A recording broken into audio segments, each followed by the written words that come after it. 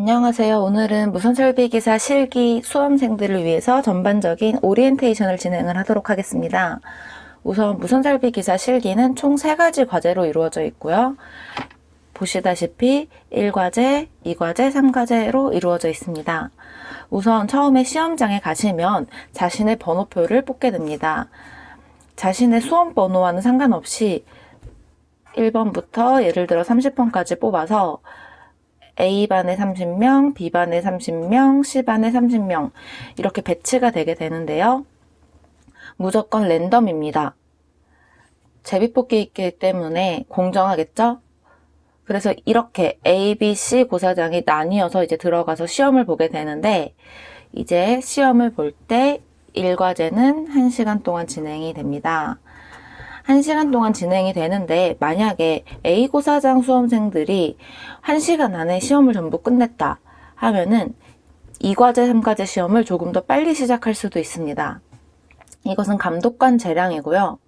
시험을 다 본 학생은 밖에 있는 대기실에 가서 다음 시험을 준비할 수 있습니다.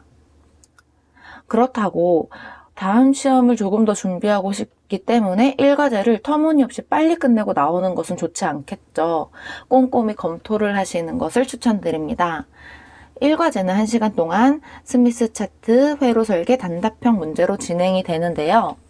스미스 차트의 배점은 15점, 회로 설계도 15점, 단답형 문제 10점 이렇게 해서 1과제가 총 40점입니다. 간혹 가다가 1과제를 포기하시는 분들이 있어요. 1과제를 포기하셔도 2과제가 40점, 3과제가 20점이기 때문에 2과제, 3과제를 만점을 받는다면 시험은 붙으실 수 있습니다. 하지만 그것은 장담할 수 없겠죠. 그렇기 때문에 1과제를 확실히 해서 1과제에서 최소 20점에서 30점만 맞아도 무선설비기사는 충분히 합격할 수 있으십니다. 그렇다면 이제 조금 더 설명을 하자면 스미스 차트는 총 8가지 유형이 있습니다. 8가지 유형만 완벽하게 한다면 15점은 거저 먹는 거겠죠. 이 스미스 차트에 대해서 궁금하시면 제 다른 스미스 차트 영상이 많으니까 그것을 좀 참고해 주시기 바랍니다. 그리고 회로 설계라는 과제가 있는데요. 이것은 실제로 이 과제에서 회로 조립하는 것이 아니라 뭐 예를 들어서 미분기를 설계하시오 하면은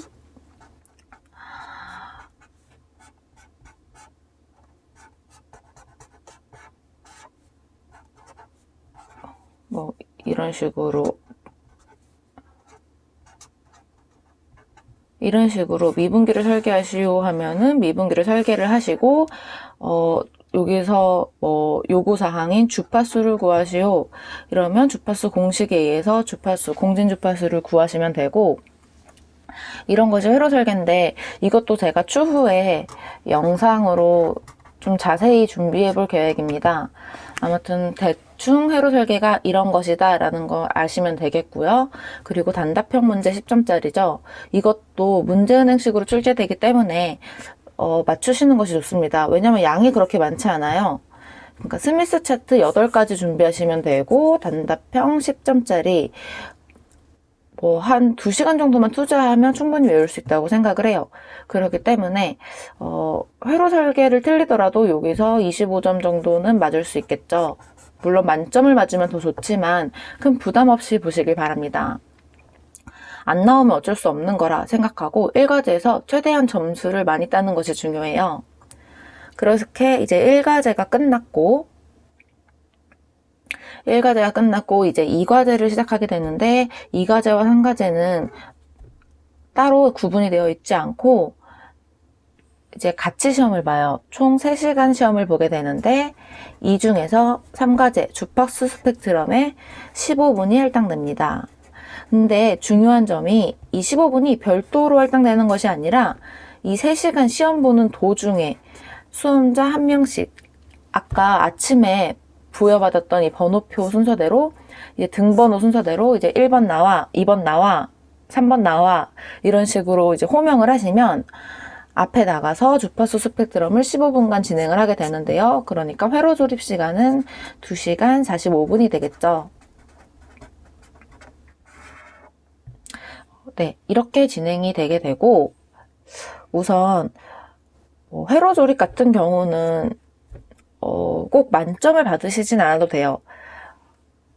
1과제에서 한 어느 정도 점수, 20점에서 30점 정도 맞았다 하면은 30점만 더 맞으면 되겠죠. 주파수 스펙트럼도 제가 따로 영상을 준비해 놓은 것이 있습니다.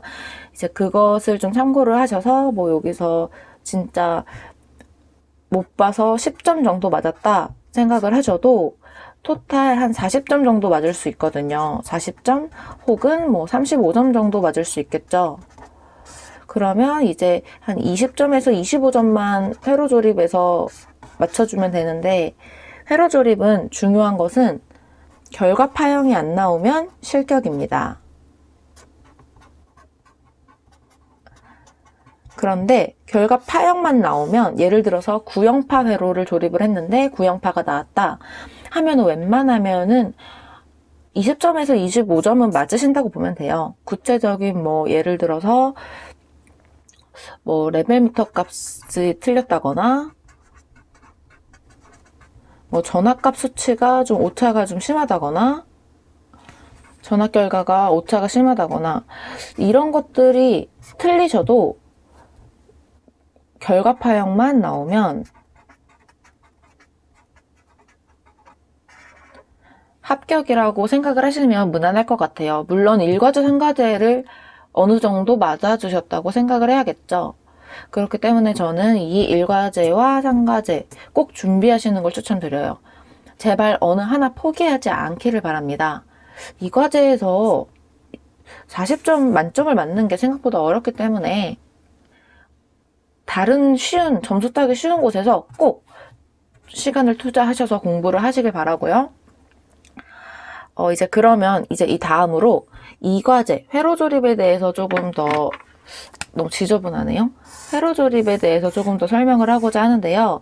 이 회로 조립을 하려면 준비물이 필요하겠죠. 이 준비물은 대충 말씀드리면 일자 드라이버, 자, 브레드보드, 스트리퍼, 계산기, 디지털 테스터기 이렇게 준비를 하시면 되는데 제가 지금 일자 드라이버는 제가 잃어버렸는데 일자 드라이버가 왜 필요하냐면 가변 저항 때문에 필요한 거예요. 그리고 자는 10cm에서 보통 15cm 정도 준비하시는 게 좋아요. 자는 왜 필요하냐면 스미스 차트에서 필요합니다. 그리고 브레드보드, 당연히 이 과제 하려면 브레드보드가 필요하겠죠. 스트리퍼, 선을 깔려면 필요하겠죠. 이 과제에서 계산기 1과제에서 필요합니다. 2과제에서도 필요합니다. 왜냐면 전압이득 구하라 하면은 20, 뭐 로그, V1분의 V2 구하라 하면 여러분 이거 안 산할 수 있어요? 없죠. dB 단위 꼭 써주셔야 되고 그렇기 때문에 계산기 꼭 가져가시고요. 스미스 차트에서도 계산기 필요합니다. 디지털 테스터기 이거 왜 필요하냐? 뭐 저항값 읽을 때 그리고 뭐 커패시터 값은 못 읽는데 커패시터의 그 마이너스 플러스 다리 구분하거나 이럴 때 디지털 테스트기 필요합니다. 그렇기 때문에 꼭 챙기시길 바라고요. 사실은 그리고 이제 제가 그럼 준비물을 좀 대충 보여드릴 텐데 이 스트리퍼 같은 경우는 0.6mm를 꼭 포함하는 스트리퍼를 구매를 하셔야 돼요. 선을 까기 위해서는 0.6mm 꼭 기억을 해주시기 바랍니다. 0.6을 꼭 포함을 하는 스트리퍼를 구매해라. 그러면 제가 좀 하나하나 보여드릴 텐데요. 일자 드라이버 같은 경우 제가 생략을 하도록 하겠습니다. 우선 이 과제를 하실 때 저 같은 경우는 이렇게 소자통을 따로 준비를 했어요. 이게 스탠드가 비치네요. 이렇게 소자통을 따로 준비를 했는데 제가 연습했던 회로는 소자별로 모아놨어요. 이렇게 하셔야 이제 준비하시는데 좀 편하고요. 이게 왜 나와 있죠? 뭐 어디 건지 모르겠지만 일단 넣겠습니다. 저는 대충 회로를 보면은 하나, 둘, 셋, 넷, 다섯, 여섯, 일곱, 여덟, 아홉, 열, 열하나. 한 11개 정도 준비했던 것 같아요. 이거가 뭐 다른 회로냐고 하시는데 사실은 뭐 구형파 발생회로랑 그 구형파 발생회도 좀 응용한 회로 이런 식이라서 같은 회로라고 보시면 되고요. 아무튼 지금 말이 샜네요. 일자 드라이버가 왜 필요하냐? 이 보이시죠? 이 저항값인데 보면은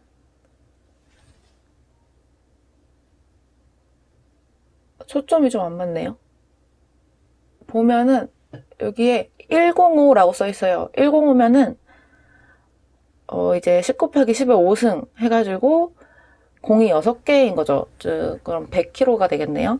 이제 100kg짜리 가변 저항인데 이 가변 저항이 돌리면 저항값이 0옴에서 이제 100kg까지 변하는 가변 저항이에요.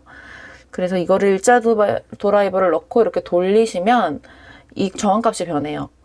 그렇기 때문에 일자 드라이버 꼭 필요하고요. 시험 때 이 저항이 나왔는데 일자 드라이버가 없으면 시험에서 요구 조건을 맞추지를 못하겠죠. 그렇기 때문에 일자 드라이버가 꼭 필요하고요.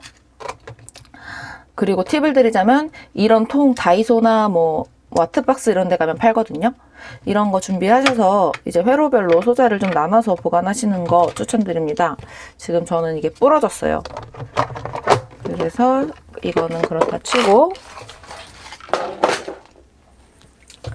그리고 저는 이제 IC 칩 같은 경우도 이렇게 통을 하나 준비해서 따로 들고 다니는데요. 뭐 IC 칩 종류가 굉장히 많죠. 이런 거 IC는 굉장히 예민한 부품이기 때문에 이렇게 꼭 안전하게 보관을 하고 다니시길 바랍니다.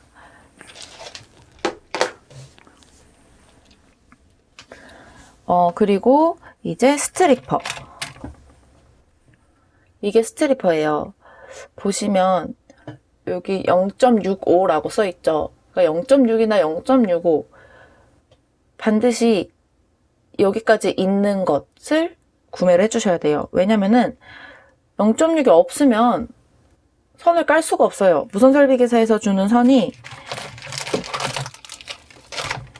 이게 무선설비기사에서 주는 선이에요. 그런데 이게 뭐 예를 들어 뭐 0.8밖에 없다 이러면 이렇게 이건 이제 여기가 니퍼 역할을 하고 이게 스트리퍼 역할을 하는 건데 없으면 보시면 0.8을 껴볼게요. 안 벗겨져요. 이게 헐거워서 그냥 이렇게 나옵니다. 그래서 이제 0.65에 껴볼게요. 0.65에 껴보면 이렇게 벗겨지신 거 보이죠? 이렇게 잘 벗겨집니다. 그렇기 때문에 꼭 0.65, 0.6이 있는 것을 구매를 하시고요. 이것도 이제 끝났고, 그리고 하나 팁을 드리자면 시험장에 선을 까서 가셔도 됩니다.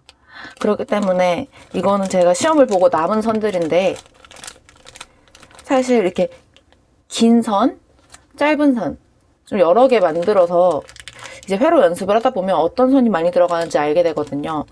보통 3에서 4cm 정도 선이랑 뭐 한 조금 긴 선들 이런 것들 선 길이가 좀 다 다르죠?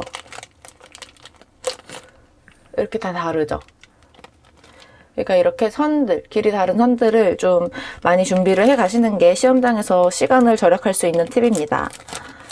세로 조립을 좀 빨리 할 수 있겠죠. 제가 추천드리는 것은 한 3에서 4cm 선이 좀 많이 쓰여요. 그래서 좀 여기다 써보자면 선은 3에서 4cm 정도 선을 좀 많이 준비해 가시는 것을 추천드립니다. 그래서 이렇게 많이 미리 준비를 하셔야겠죠. 시험장 가서 까면은 시간이 없습니다. 그리고 이제 이거 제 자인데 15cm짜리예요.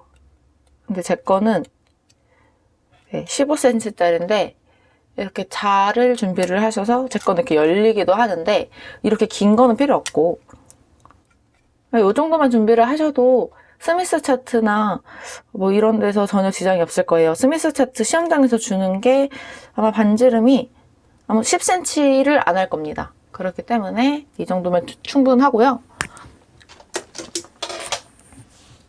그리고 스트리퍼. 이게 스트리퍼인데 보여드리면 이게 스트리퍼가 아니라 디지털 테스트기인데, 이게 보여드리면 이렇게 여기 보면 저항 표시 있죠. 이렇게 저항 표시에 저항을 갖다 대면 저항이 표시가 돼요. 다시 저항을 좀 가져올게요.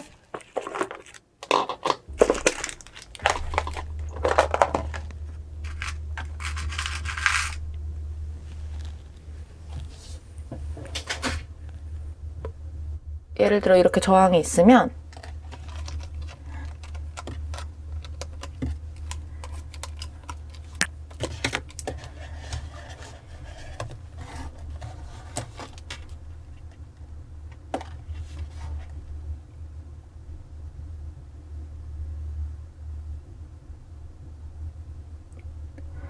이렇게 0.998 뜨죠. 이게 1kg라는 거죠. 실제로 보면은 갈흥흑갈이에요. 갈흑흑갈. 저항 읽으실 수 있는 분들은 아시죠?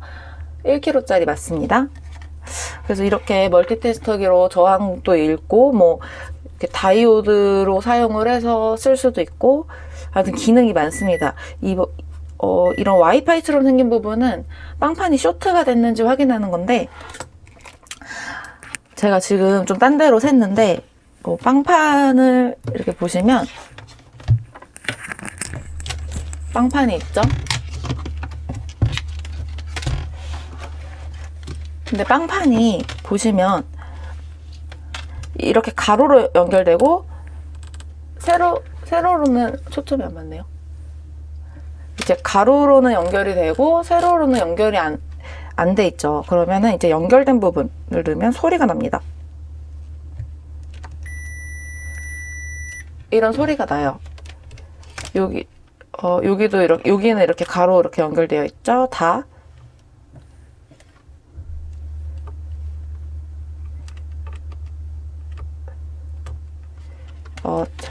보시면 이렇게 소리가 나고, 연결이 안 된 부분, 이렇게 이 부분 연결 안 됐죠? 연결 안 된 빵판 보시면 이렇게 소리가 안 납니다. 그래서 이렇게 빵판이 혹시 문제가 있거나 어디가 쇼트 났나 확인할 때 이것을 쓰시면 되고, 여기는 뭐 전압 재는 거, DC 전압, AC 전압 재는 건데, 이거는 솔직히 저희가 오실로스코프도 쓰고 하기 때문에 쓸 일이 거의 없어요. 그래서 저항값 차를 못 읽으시는 분들,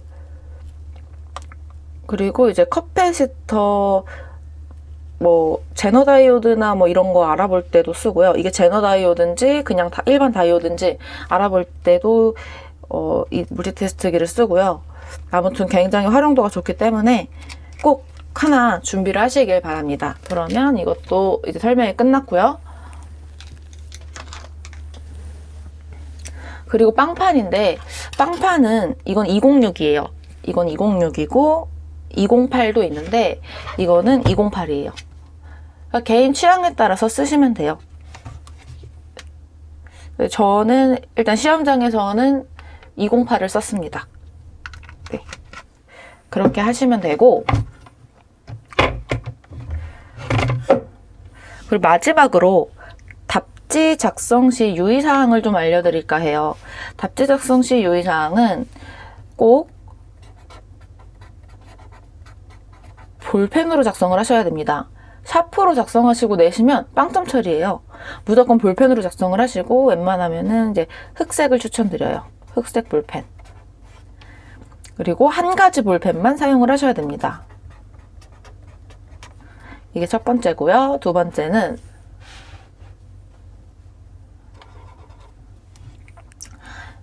단위와 부호를 꼭 적어주셔야 돼요. 스미스 차트에서도 이제 주의를 해주셔야 되고, 뭐 회로 설계 같은 것도 저항값 구하라 하면은 옴 단위, 그리고 주파수 스펙트럼 같은 경우도 dB 단위나 뭐 dBm 단위 이런 거 꼭 명시해줘야 되고, 뭐 마이너스 몇 dBm인지 플러스 몇 dB인지 이런 거 부호도 꼭 써주셔야 되고, 이런 거 안 하면 아깝잖아요. 이런 것 때문에 틀리면. 그렇기 때문에 단위랑 부호 꼭 신경 써주시는 습관을 길러주시고요. 그리고 이제 또 아까 일과제 회로 설계할 때 주의사항인데, 이렇게 약간 미분기 그렸잖아요. 그런데 보시면 다른 색으로 할게요. 여기 선 이어진 부분 이렇게 접점을 꼭 그리시는 습관을 들이길 바랍니다. 뭐 예를 들어 그냥 이렇게 그리면 이 선이 연결이 안 됐다고 봐요. 이렇게 접점을 찍어 주셔야 연결이 된 거기 때문에 잘 보이시죠? 이렇게 꼭 접점, 이어지는 연결되는 부분에 점 찍어 주시는 그런 습관을 길러 주시길 바랍니다. 그러면 대략적인 설명은 끝난 것 같네요. 뭐 시험에 대한 설명은 일단 여기서 마치도록 하겠습니다.